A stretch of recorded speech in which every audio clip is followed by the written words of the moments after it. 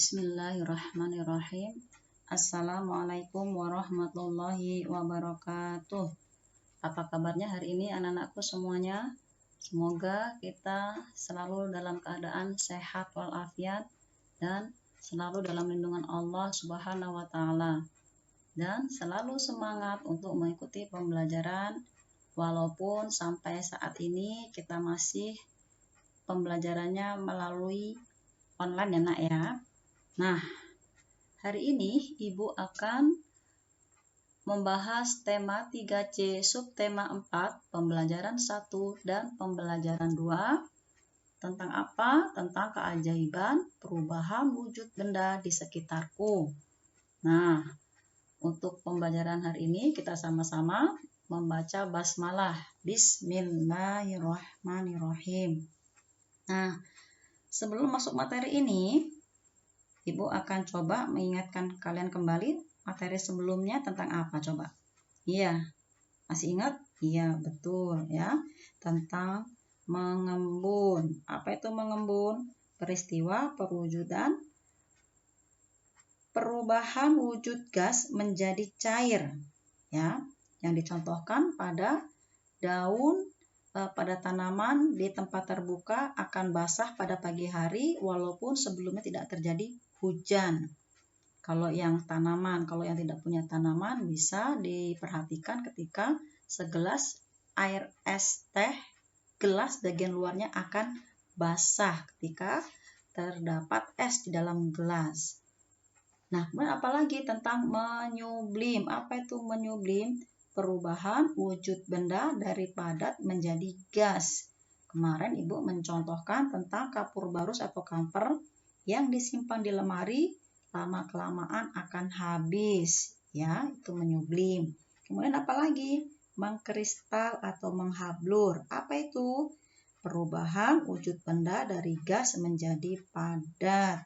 Yang dicontohkan apa kemarin dengan Ibu? Yaitu uap air yang berubah menjadi salju. Nah, itu yang materi kemarin. Materi hari ini, ya, boleh kalian siapkan buku tematiknya, ya, buka halaman 136. Nah, kalau sudah disiapkan, kalian buka halaman 136. Ayo kita simak ya materi yang akan Ibu sampaikan. Istirahat pertama di SD Bitungka berlangsung selama 30 menit. Edo, Manda, dan Maula membeli makanan di kantin. Mereka asik memakan kue dan gorengan.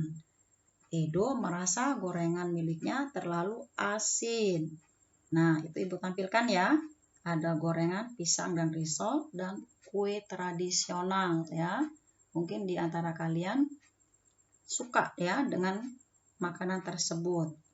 Nah, untuk lebih jelasnya, boleh kalian simak lagi ya. Kata Edo, tumben gorengan ini rasanya terlalu asin. Kata Maula, berarti terlalu banyak garam. Kata Manda, hehehehe, kalian baru makan sudah berdebat. Kata Edo, bukan berdebat, tapi berdiskusi membahas makanan kantin, dah. Kata Maula, iya dah, kalau makanan terlalu asin, berarti terlalu banyak garam. Kata Manda, benar juga, tetapi apa kalian tahu cara membuat garam? Kata Edo, memang kenapa dah? Kata Manda, iya, ingin tahu dari mana dan bagaimana membuat garam. Kata Maula, setauku garam berasal dari air laut yang dijemur. Terus kata Edo, aku pernah mendengar dari papa bahwa garam tidak selalu dari air laut karena ada garam yang berasal dari pegunungan. Bahkan rasanya lebih asin dari garam yang berasal dari air laut. Terus kata Amanda, sepertinya kita harus cari bacaan. Kata Maula dan Edo, ayo. Nah, itu ya percakapan antara Edo, Maula, dan Manda. Mereka membicarakan tentang garam, bahkan mereka berusaha ingin mencari tahu ya ke cara pembuatan garam ya. Nah, kalau sudah kalian simak, kalian coba perhatikan ya pembuatan garam di Madura ya. Kenapa Ibu memberikan contoh di daerah Madura? Nah, boleh kalian simak ya. Madura dikenal sebagai daerah penghasil garam sehingga dijuluki sebagai Pulau Garam. Kandungan air tawar di dalam air laut di sekitar wilayah Madura sangat sedikit. Hal itu disebabkan karena sedikit jumlah muara di wilayah Madura, sehingga air lautnya lebih kental daripada air laut di pulau lain di Indonesia. Karena lebih kental, air laut di wilayah Madura lebih bagus dijadikan bahan membuat garam. Nah, bagaimana proses pembuatan garam di Madura? Nah, yang pertama apa? Oke, menjemur air. Nah, membuat garam dari air laut dilakukan dengan cara menjemur air laut. Sebelum dijemur, air akan diambil menggunakan pompa ke petak-petak kecil. Air laut yang ada di satu petak akan dialiri lagi ke petak berikutnya. Tujuannya untuk mendapatkan zat lain yang tidak dibutuhkan. Setelah zat lain mengendap, air garam akan dialirkan ke petak lain hingga petak terakhir yang berisi air laut yang kental. Tuh ya, gambar petak-petak air ya yang nanti akan diproses menjadi garam. Subhanallah ya, Allah menciptakan air laut sebegitu luasnya, ternyata bisa dimanfaatkan untuk pembuatan, yaitu dengan pertama prosesnya adalah menjemur air. Nah, yang kedua apa itu? Nah, dikristalkan. Air laut kental yang sudah disiapkan dalam petak akan dikristalkan. Dalam proses pengkristalan, air laut akan dijemur selama berhari-hari. Lama-kelamaan, air akan menguap. Saat air menguap, kandungan garam di dalamnya akan mengkristal atau berubah menjadi butiran garam. Nah, kristal garam ini yang selanjutnya dikumpulkan oleh petani garam untuk dicuci sampai bersih dan dijemur kembali sampai menghasilkan garam yang layak untuk dikonsumsi. Nah, tuh ya, ternyata dalam pembuatan garam di sini pun ya sangat dibantu oleh petani garam ya. Petani garam itulah yang membuat pemprosesan dari air laut kemudian sampai menjadi garam yang siap dikonsumsi. Nah, kalau sudah melihat pemprosesan garam, maka kalian perhatikan berikut ya tentang melipat baju dengan benar. Nah, kalau pembuatan garam membutuhkan sinar matahari, menjemur pakaian juga membutuhkan sinar matahari. Pakaian basah yang dijemur menjadi kering karena ada sinar matahari. Dalam keadaan panas dibutuhkan waktu 3-5 jam untuk menjemur pakaian hingga kering. Seperti sahabatnya yang lain, Edo rajin membantu orang tuanya. Edo juga membantu menjemur pakaian dan mengangkat jemuran. Edo juga rajin merapikan pakaian.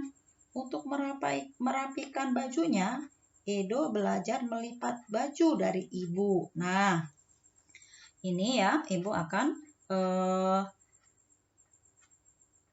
jelaskan ya cara melipat baju dengan cepat. Nah, kalau nanti kalian boleh praktek di rumah dengan mamah atau dengan mbaknya ya untuk merapikan baju karena kan udah kelas 3 ya, harus bisa berusaha melipat baju sendiri. Nah, cara-caranya Ibu akan coba ajarkan ya. Nah, yang pertama, kancingkan lubang pertama dan ketiga pada baju. Nah, tuh ya. Kalian lihat yang Ibu lingkarin warna merah itu adalah kancing yang pertama. Kemudian berikutnya lingkaran merah yang pada kancing itu adalah kancing yang ketiga. Yang kedua adalah baju di permukaan yang datar dengan bagian depan berada di bawah. Kamu dapat melihat bagian belakang baju. Nah, itu lihat ya. Kalian bisa lihat prosesnya 1, 2, 3, 4, 5, 6 sampai ke 7. Rapikan baju, luruskan bagian-bagian yang mengerut atau kusut sehingga bajumu rapi di bagian depan dan belakang. Yang keempat, lipat bagian kanan terlebih dahulu. Lipat sekitar sepertiga badan ke dalam. Garis lipatan berawal dari tengah-tengah bagian bahu dan berakhir pada ekor baju. Kamu sekarang dapat melipat bagian belakang bajumu dengan sepertiga bagian depan terlipat ke belakang. Nah, yang kelima, lipat lengan baju ke depan agar menciptakan lipatan sudut di bagian bahu. Lengan harus sejajar dengan tepi lipatan tubuh bagian pertama. Yang keenam, lipatan bagian kiri dengan cara yang sama. Pastikan kamu meratakan setiap kerutan yang muncul di masing-masing sisi. Berikutnya, buat lipatan bawah pertama sekitar 3 cm dari ekor baju. Nah, berikutnya, lipat sisa pakaian. Lipat bagian bawah baju ke atas. Dalam tahap ini, bagian ekor baju seharusnya berada persis di bawah kerah baju. Nah, yang terakhir, balik baju yang telah dilipat. Bajumu akan terlipat dengan baik. Nah, itu ya cara langkah-langkah merapikan baju ya. Nanti kalian boleh praktekkan. Kalau di sini Ibu tampilkan gambar-gambar ya. Kalian boleh nanti coba ambil seragam ya. Seragam kalian. Kemudian coba kalian praktek melipat baju ya di rumah dengan mama atau dengan mbaknya. Nah, coba kalau sudah, kalian amati halaman 143. Nah, itu Ibu menampilkan seorang anak laki-laki dengan mamahnya atau uminya atau ibunya atau bundanya atau maminya ya. Nah, itu sedang apa kira gambar? Nah, Ibu akan menjelaskan ya bagaimana cara membuat telur dadar. Nah, untuk mengetahui cara membuat atau memasak telur dadar ya, boleh kalian simak ya penjelasan Ibu. Nanti kalau udah kalian simak, nanti boleh praktek. Ini kan pembelajarannya PJJ ya. Jadi kalau setelah Ibu jelaskan, kalian kalau mau praktek di rumah dan boleh. Karena kita biasanya kalau mama rajin ya membuat apa aja ya, kue, es, kemudian termasuk telur dadar ya, boleh kalian ikut membantu. Nah, cara memasak telur dadar. Nah, sebelumnya apa itu telur dadar? Nah, telur dadar adalah pilihan hidangan yang sehat dan cepat untuk sarapan atau santapan di waktu-waktu lain. Nah, telur dadar terdiri atas bahan-bahan utama, yaitu telur yang dikocok dan dimasak, tetapi dapat diberi tambahan. Cara memasak telur dadar dengan bahan tambahan, yuk kita lihat ya. Nah, kita siapkan alat-alatnya terlebih dahulu ya untuk membuat telur dadar. Selama ini mungkin kalian makan ya telur dadar, tidak tahu cara pembuatannya. Nah, sekarang kita lihat alatnya yang dibutuhkan apa saja. Nah, Anak laki juga harus tahu ya, itu namanya penggorengan atau wajan. Tidak hanya perempuan yang tahu, laki pun juga harus tahu. Selain apa penggorengan atau wajan? Nah, itu mangkok ya. Kemudian apa lagi? Nah, itu adalah parut ya. Oke, apalagi? Pengaduk. Oke, apalagi? Pisau. Itu alat-alatnya yang perlu disiapkan untuk membuat telur dadar. Diingat ya. Oke, lanjut. Kalau sudah siapkan alat, kemudian siapkan bahan-bahannya. Apa saja bahan-bahannya? Ya, telur. Itu ya, pasti telur. Untuk jumlah telurnya bebas ya, kalian boleh 1, boleh 2, boleh 3, selera kalian ya, dan tergantung kalian membutuhkan seberapa banyak untuk membuat telur dadar. Kemudian apalagi selain telur, yaitu mentega ya. Kemudian apalagi? Keju ya. Kemudian apalagi? Sosis. Apalagi? Tomat. Iya, apalagi? Bawang bombay. Kemudian bayam, dan terakhir adalah yang tadi Ibu jelaskan, garam ya, untuk perasa. Ini contoh bahan pembuatan telur dadar yang penuh dengan gizi ya. Subhanallah ya, kalau kalian setiap hari makan seperti ini, insya Allah berkualitas telur dadarnya. Kemudian apalagi? Mengetahui bahan dan alat-alatnya. Nah, langkah-langkah untuk memasak telur dadar. Nah, itu Ibu sudah tampilkan telur dadar dalam bentuk sudah jadi. Nah, yang pertama adalah pecahkan telur. Kemudian kocok telur hingga rata. Selesai mengocok, cuci tanganmu untuk menghindari penyebaran bakteri salmonella. Ya, apa itu bakteri salmonella? Biasanya bakteri inilah yang membuat sakit perut ya. Terus yang kedua apa? Potong kecil bahan isi telur dadar seperti sosis, tomat, bawang bombay, dan bayam. Yang ketiga apa? Parut keju. Yang tadi ya, diparut kejunya. Nah, yang kemudian masukkan bahan isi dan parutan keju ke dalam kocokan telur. Nah, yang kelima, panaskan mentega hingga mencair dalam wajan dengan api sedang. Yang keenam apa? Tuangkan kocokan telur, kemudian sebar dan ratakan. Yang berikutnya, masak sampai terdapat gelembung-gelembung di bagian atas. Berikutnya apa lagi? Baliklah telur dadar, kemudian masak hingga matang. Terakhir, pindahkan telur dadar yang telah matang ke piring. Nah, kalau sudah matang, tadi kalian amati bahan barang. Kalau kita amati tadi ada barang padat, kemudian cair ya. Kalau barang dan bahan-bahan tadi termasuk contoh benda padat. Nah, ketika telur ya itu akan terjadi perubahan wujud pada proses pembuatan telur dadar. Nah, ini ya, ternyata dalam pembuatan telur dadar pun ada perubahan wujud pada prosesnya. Ada apa tadi? Mencair ya.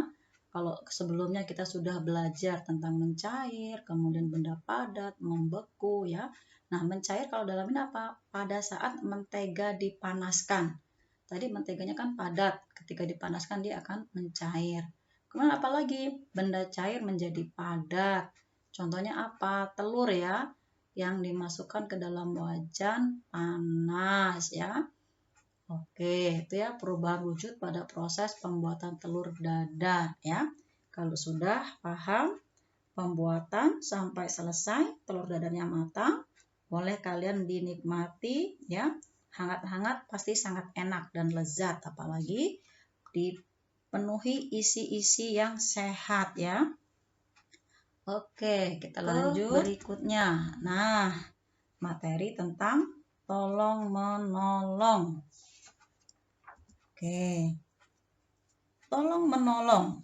Siapa yang pernah melakukan menolong teman? Hal apa saja? Kalau yang digambar Ibu tampilkan, ada teman ya yang terjatuh dari sepeda, kemudian eh, apa yang perlu kita lakukan ketika melihat teman yang terjatuh? Ya, kita harus menolongnya ya.